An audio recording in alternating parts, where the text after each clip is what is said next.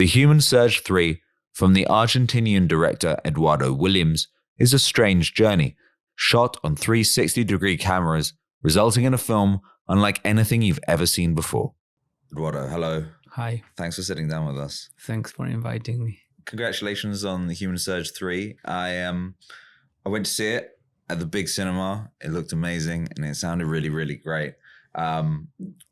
It's a film where none of the people in it get to settle. There's a constant sense of movement, but also I don't think the audience get to settle. And I wondered if there was something that appealed to you about forcing an audience to deal with the fact they're confused, because then they have to interpret it. Yeah, I mean, I think I appreciate confusion very much. I think mainly because I think we can never get to have new ideas if we don't go through confusion and through accepting the fact of being lost. And of course, not to finish there, but then to get somewhere else, hopefully. But I think, I don't know, I'm always trying to... in cinema and in life to have new ideas, because I feel I want to change things of society or of my life or even of cinema. And I think for that we need to go through confusion, through the unknown, let's say, and not be afraid to go through that and to be there. So that's what I want to share. It's my state of mind and what I try to share with the spectators and also with the people that are doing the film. So yeah. I mean, now, stop me if I'm wrong here, but you made The Human Surge... You're wrong. No. You made The Human Surge 2016, right? Yeah. Is there a Human Surge 2? No. No, I didn't think so. Not yet. Not yet. Why have you made The Human Surge 3 before Human Surge 2? Because, I don't know, I thought as I was speaking, emptiness is important. And I thought it was a sort of continuation, but not very direct. That's like the more direct explanation. Then I thought it was a bit more funny and surprising to have the 3 instead of the 2. And I just thought it was logical. And also I thought it was, maybe I can do the 2 in the future. So, it's thing of not having one after the other exactly. Or also letting the 2 to be imagined by the people, what could be between here and that, let's imagine that. What is it about the phrase, the human surge, that you like? What are you trying to say with that phrase? I know that sounds basic, but it's a good combination of words. Okay, that's good. Thank you. No, but I thought it in Spanish also, but I think it's quite similar, the translation. It's not so different Spanish than English in this case. But I thought in 2015, so long ago. Yeah, but you brought it back. I know, it's my fault. It's my fault, I know. But no, I think I liked this idea of, I know I had this feeling, and I think many of us have it, that now humanity is in its peak in some ways, at least the amount of people in the world and in many other senses. And I thought this is, I don't know, it was interesting to bring this, also this grandiloquent or grandiosity, let's say, of human surge. And then the film is very about common life or normal life, even if it's seen in a different way. What happens in the film sometimes is very like everyday life in many senses. So it's not so grandiose. I don't know how to say. And I tried to bring these expectations of the human surge being like, I don't know, the human surge, and then it's not so much, but then it is if you think about it. I don't know, this like dual thing I think was interesting. And I don't know, I think I like to play with this possible representation of humanity, even if I don't want to represent humanity too much for a film and for my films, of course. But I don't know, going through countries that are not so seen in cinema in general, or not seen in this way, or not related mainly, between each other. Also, that was important for me. I think it's interesting you say the juxtaposition of the grandiose titles, Human Surge, and people sitting down, eating food, or walking through jungles or whatever, and it kind of fits because. In my head, and this will just be my interpretation, but the whole thing, it feels very apocalyptic to me, but as though humans are going to go not with a bang, but with a whimper. Maybe, yes. I don't know. I think this apocalyptic idea is very present in our society nowadays, but then it's like, I remember even when I was in the year 2000, when I was 23 years younger, but we already had this idea of the world is going to end. In school we were counting like from 10 to 0, and then we thought the world would end. Things like this, and now it's very like, even if it's like a cliche, thinking about apocalypse, and even in films.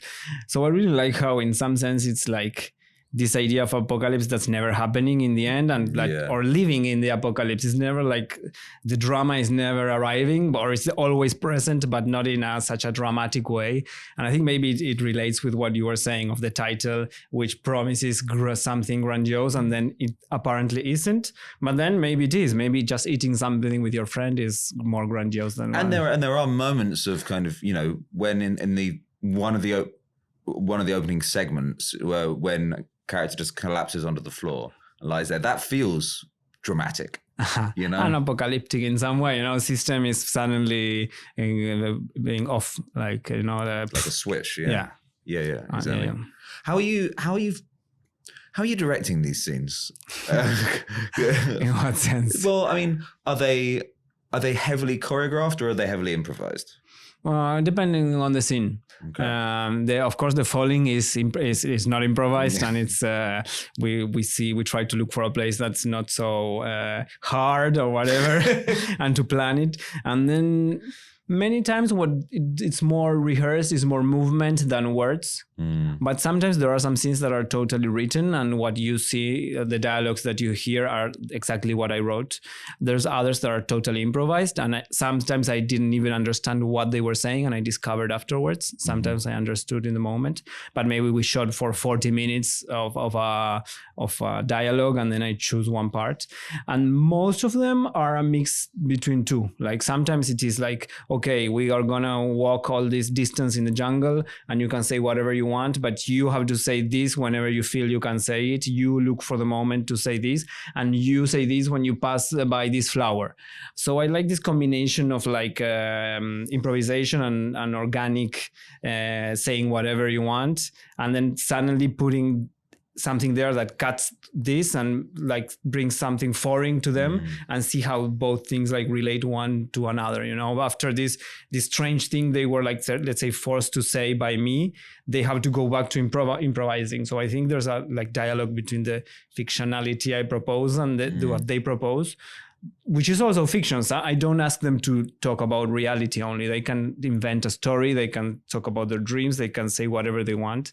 And also for that is very important to me what type of environment we create during the shooting, because in my first films I wanted them to improvise, but I realized that was not enough. To improvise, especially when you're not a professional actor, you need to be in an environment where you feel safe enough, where you feel confident to improvise. It's not so easy, to have all these cameras in front of you, people you don't know, and then feel free to say whatever. At the beginning I thought like, just say whatever you want, but then you have to create an environment that is relaxed enough and feels confident enough for them to improvise. And also I just tell them that everything they do is fine, even if they don't do anything, even if they don't do anything I ask for, even if they forget, even if they just stand there, everything is fine. There's no problem. And I think that helps, hopefully, for them to feel like more confident and try to bring more of them. For me, it's very important that my film is not only about my ideas, but how my ideas are taken by them, and how what they propose is taken by me, and how this dialogue like finally constructs the film. There's a couple of lines in there kind of basically calling billionaires and millionaires evil bastards. Are those things that you've put in, or is that now just so bubbling throughout society so much that people just volunteer it? No, I put it in. Yeah. No, but sometimes I not only put it in, but I was interested in talking about and see what they would think. So some people were with me, some others not. For many people, like, millionaires are still amazing and admirable people. Yeah, but I didn't want to put that part in the film. but yeah, there's, as I said, then I wanted to put it in different contexts. The first time there is an older lady saying this in Sri Lanka in this like strawberry house. Then there's a 15-year-old girl saying it in Peru. So I really like to put these similar phrases in different contexts and see how in the film they relate, and they make us think in different ways about these issues, let's say. And then they speak in the jungle about killing them or about, I don't know, finding them over the trees.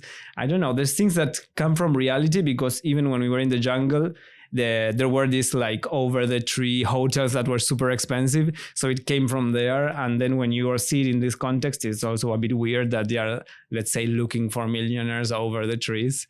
So I like always this relation with like reality that brings us these images that are also very weird in some ways. Do you think it's a political film? Yeah, of course. As all of them, right? Even if the director doesn't think about it, it's always a political film, and always how you choose to do it and the type of image you choose and the things you speak about. I think you're always proposing something, and you're always adding something to the political discourse of the world, even if it's a drop. I'm not feeling so powerful as I could change something, but I'm saying I will share something with the world. I want to add my drop to this river or to that one, or to push this millionaire thing. I felt it was something I thought, but I felt it was more and more popular, at least in certain parts of society. And I thought I want to push that a little bit more, or at least as far as I can. So that's why I added these things or other things they talk about. One of the kind of feelings I had while watching the film was, it reminded me of playing a computer game that I don't know the rules to, when you just you just find yourself kind of like, okay, wait, what? How do I pick up a gun? How do I get on a horse or whatever? And you're just kind of going and going and going. And partly, I think this is the point of view of the camera and stuff like that. Were video games an inspiration? Yeah. Nice. I play a lot. Oh, no, not now, because the problem I have is that I can't control time very well. So if I start playing, then I don't work at all. So, but in my life, I played a lot. And now it's not even that I think directly about it, but I think it's just in my mind, this way of going through the world, mainly in these games that are like open. I don't know how's the open world, or how do you say, where you have to walk everywhere. And I can't remember either. Anyone? I think it is open world, we're going okay with. Let's go with open world. It's a nice way of saying it, at least. But yeah, it is, but many things are also like being in the computer so much, relating to other people through the computer so much, all of this part of life, it's a part of me, so it comes up sometimes more consciously, sometimes more intuitively, but I always see it in my films. I see it even more when we don't speak about it, I see it in the way we observe the others, in the way we walk, in the way we speak, in the rhythm of many things. I think there is a lot of influence of this. When you talk about kind of interacting with people online and that stuff, does that give you a sense of community or a sense of isolation? Both. I mean, in some way it was very useful. Even when I was just in my country, it helped me like to jump and know people from the other part of the city. I mean, Buenos Aires is a huge city, and sometimes when I was a teenager, I felt very, very like I couldn't come out of the bubble in school and all that, and I needed to do it, and internet helped me to like jump away from this. But then, of course, everything has its limits, and then you feel sometimes you are more connected and less connected. It's like also it happened using virtual reality. The first time I saw my footage in virtual reality, I felt I was there, but in a very fake way. I know there's always this dual thing of like connecting and disconnecting in the internet and in life that I try to share in the film, I think. Have you shot VR? Yeah, I mean 360. This is shot in, but for VR, you mean to finish in VR? Yeah, to finish. No, never. No. I had the idea of trying it for this film, but no, finally I didn't. It was too much, and I don't know. I have the idea of you. I don't know. I'm thinking about it, but I'm not sure. I mean, I think it could be cool. It could be interesting. The problem is very few people would get to. Yeah, that's true. Even less than in cinema, right? Yeah, unfortunately.